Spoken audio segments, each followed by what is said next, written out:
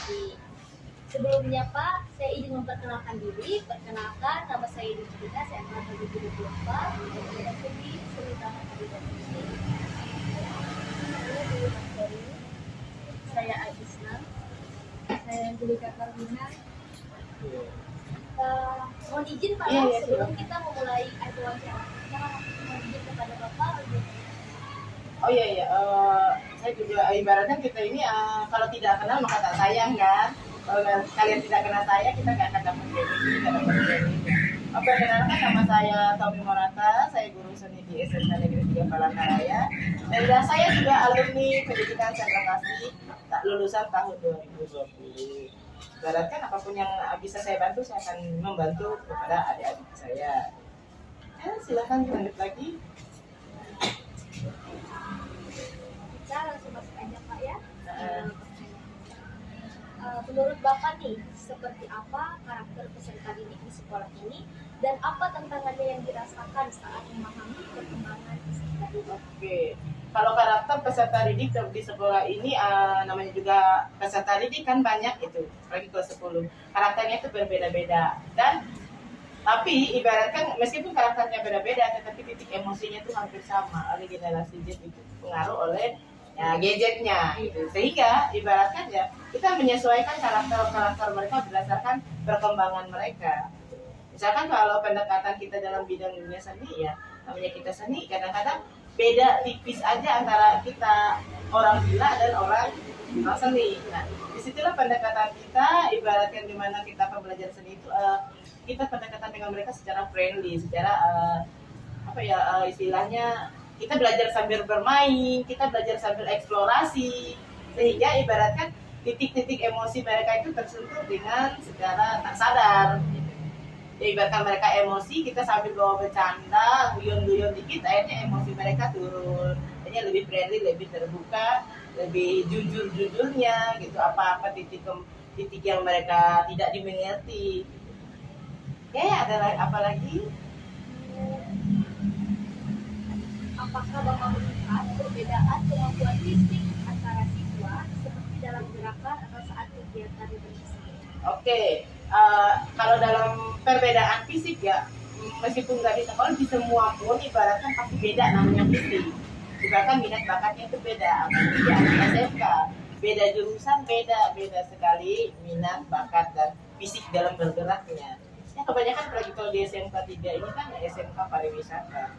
Ibaratkan yang identik lebih suka dalam berkesenian, dalam seni yang bergeraknya kebanyakan anak-anak perempuan daripada anak laki-laki. Tapi tidak kemungkinan anak laki-laki juga ada yang lebih suka, tergantung jurusannya.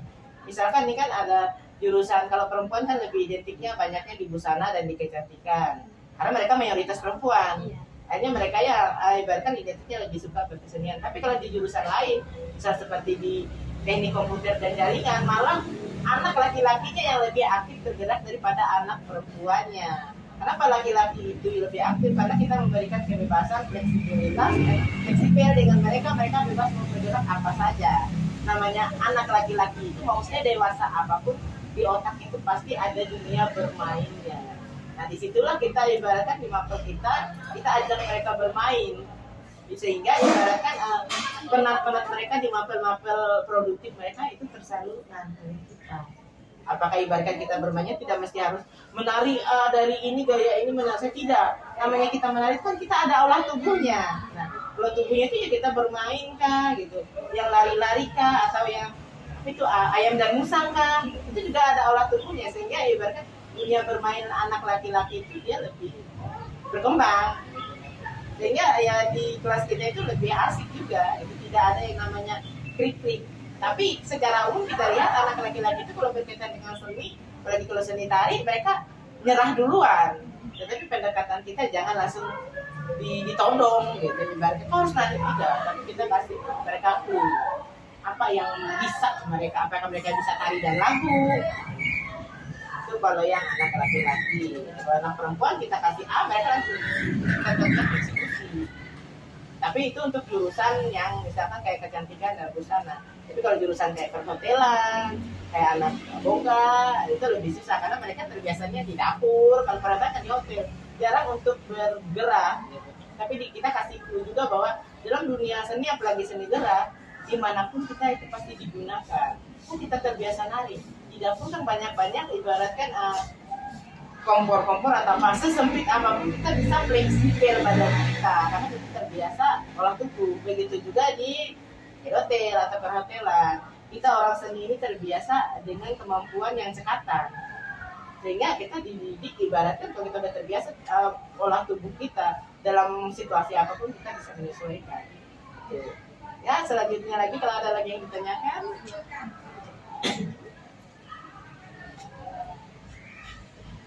Baik, pertanyaan selanjutnya, bagaimana Bapak melihat kemampuan berpikir siswa saat belajar seni? Apakah semua siswa bisa memahami materi dengan cara yang Oke. Kalau cara berpikir siswa itu ya namanya siswa pasti berbeda-beda cara berpikirnya, cara penyampaiannya juga berbeda-beda. Nah, sehingga apa tadi dia sebenarnya karakter kemampuan berpikir? sehingga kemampuan berpikirnya itu kita kasih clue. Ya kita bergerak seperti ini, misalkan gaya kupu-kupu, di otak kita gaya kupu-kupu, tapi di pemikiran mereka itu pasti berbeda-beda gaya. Apakah gaya capung kah? Apakah gaya burung kah? Gitu. Tetapi intinya yang mempunyai sayap. Gitu. Sehingga cara berpikir mereka itu berbeda-beda. Kemudian apalagi? Audio Jungle.